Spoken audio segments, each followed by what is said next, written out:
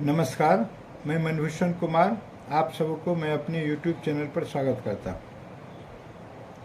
आखिरकार कांग्रेस ने अपने बाकी 6 प्रत्याशी में से 5 प्रत्याशी के नामों की घोषणा कर दी और जो ही 5 प्रत्याशी के नाम का घोषणा हुआ तो कहीं खुशी और कहीं गम। किसी के नाम की लॉटरी लगी तो किसी के यहाँ मातम छाया। यह स्थिति है। आप देखेंगे कि बिहार का चुनाव बड़ा ही दिलचस्प होने जा रहा है।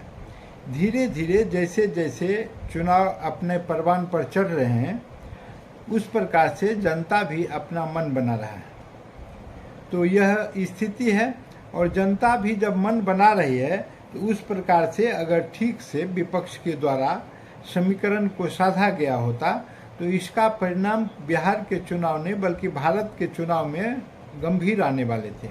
लेकिन विपक्षी दलों ने हारे हुए मन के साथ, आधे अधूरे मन के साथ अपने प्रत्याशी का चयन किया। समीकरण उतना उत्तम साधने का प्रयास नहीं किया और न ही अपना गठबंधन को मजबूती प्रदान करने का प्रयास किया। लेकिन जब विलंब हुआ है और जो जो समय बीत रहा है और चुनावी दिन नज़दीक आ रहे हैं, मतदान होने लगे हैं, तो उस प्रकार से जनता ने अपना मुट्ठी खोलना आरंभ कर दिया है। इस प्रकार से आप देखेंगे तो जनता जो मन बनाकर बैठी हुई थी, लोग पहले सोचा करते थे कि यह जो है पूरा चुनाव नरेंद्र मोदी के इर्द गिर्द घूमेगी, वह नहीं हो पा रहा है। इससे काफ़ी परेशानी हो रही है। लेकिन अभी हम चलें, अब सिर्फ देखें कि कांग्रेस ने जो प्रत्याशी दिया है उसका क्या स्थिति है। आप देखेंगे कि मुजफ्फरपुर से कांग्रेस ने अजय निषाद को प्रत्याशी बना दिया है और ये अजय निषाद 2 बार के सांसद है और इनके पिता 5 बार के सांसद मुजफ्फरपुर से जयनारायण निषाद हुआ करते थे और वो सभी दल से थे, भाजपा से थे, राजद से थे, जेडीयू से थे। सभी दलों ने उनको खूब खुशामद करके टिकट भी दिया, उन्होंने जीतकर उनका झोली भरने का काम किया। और यहाँ अजय निषाद हैं। अजय निषाद जो अब कांग्रेस पार्टी से आ गए हैं, कांग्रेस का सिंबल इनको मिल गया है।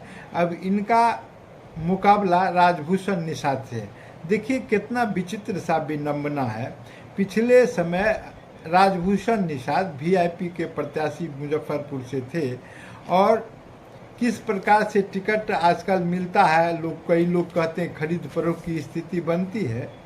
तो ये वीआईपी से पिछले दफ़े आए थे, ये रोसड़ा के रहने वाले हैं। तो इस प्रकार से और इनका मुकाबला पिछले बार 2019 में भाजपा प्रत्याशी अजय निषाद से था। लेकिन इस बार जो है भाजपा के प्रत्याशी राजभूषण निषाद बन गए और कांग्रेस के प्रत्याशी अजय निषाद बन गए। पिछले बार भी वीआईपी के साथ राजद और अन्य दल थे और इस बार भी अजय निषाद जो कांग्रेस पार्टी से आए हैं, इनके साथ राजद भी हैं, इनके साथ वामपंथी दल भी हैं, इनके साथ वीआईपी भी हैं।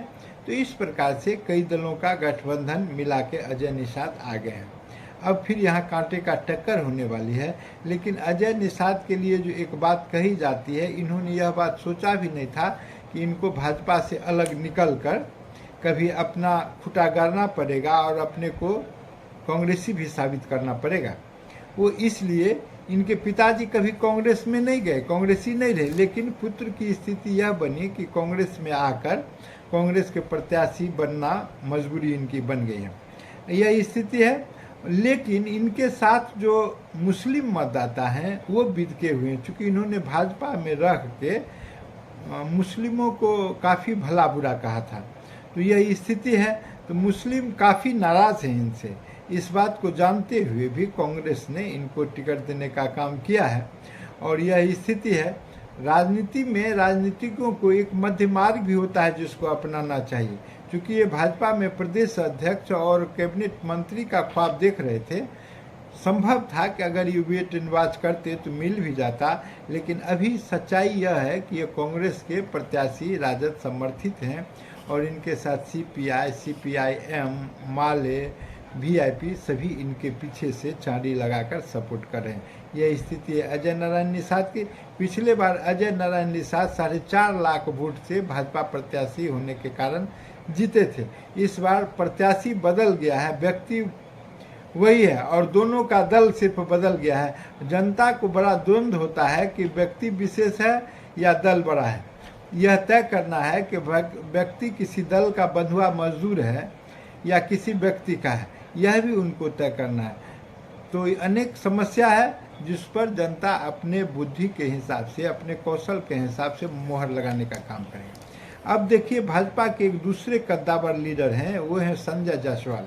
संजय जायसवाल भी मंत्री बनने के लिए काफ़ी छटपटा रहे थे, उनको मंत्री नहीं बनाया गया। ये भी अपने पिता के विरासत को बढ़ाने वाले मदन जायसवाल के पुत्र हैं। तो यह देख लिया दोनों प्रत्याशी जो भाजपा के थे वो पैतृक विरासत को संभालते हुए आगे बढ़ रहे हैं। लेकिन आज जो है इनका मुकाबला मदन मोहन तिवारी से हो गया है, उर्फ मुन्ना तिवारी। तो ये जो है मदन मोहन तिवारी उर्फ मुन्ना तिवारी, ये एमएलसी हैं और ये पश्चिम चंपारण से चुनौती देंगे मदन जायसवाल को।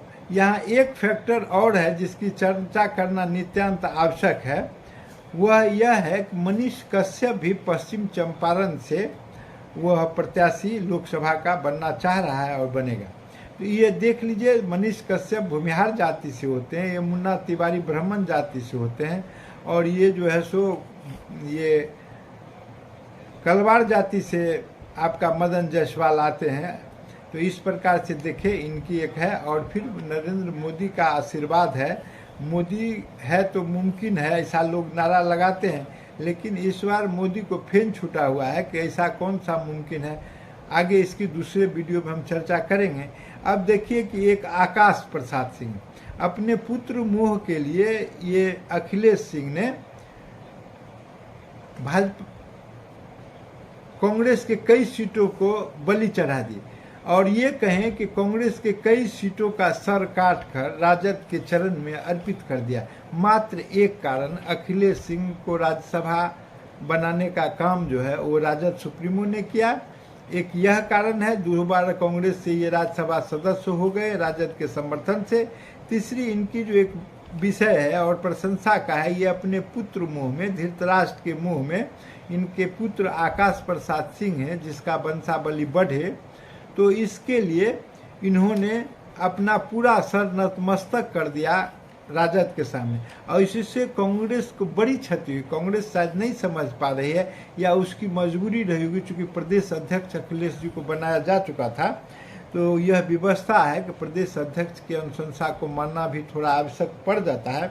लेकिन ये अपने पुत्र मोह के लिए आप देखेंगे पप्पू यादव का सीट जो पूर्णिया है, कन्हैया का सीट जो बेगूसराय है, अनुग्रह नारायण के पौत्र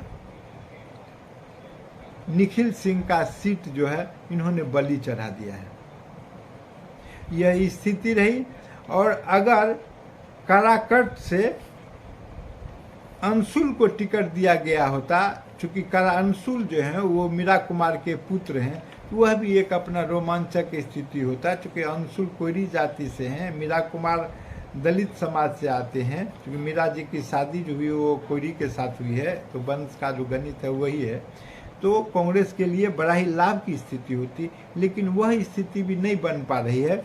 अभी यह विषय गर्भ में है कि अंशुल कुमार पटना साहिब से संभावना ऐसी बन रही है कि रविशंकर के विपरीत लड़ेंगे, जबकि रविशंकर एक दबंग प्रत्याशी होते हैं, वो किसी को लगाते नहीं हैं, वो किसी से भेंट नहीं करते हैं।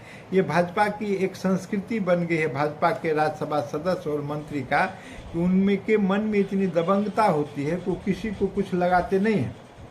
और लगाने से मतलब है कि न तो जनता से भेंट करेंगे, न किसी की समस्या सुनेंगे, न किसी की समस्या का समाधान करेंगे।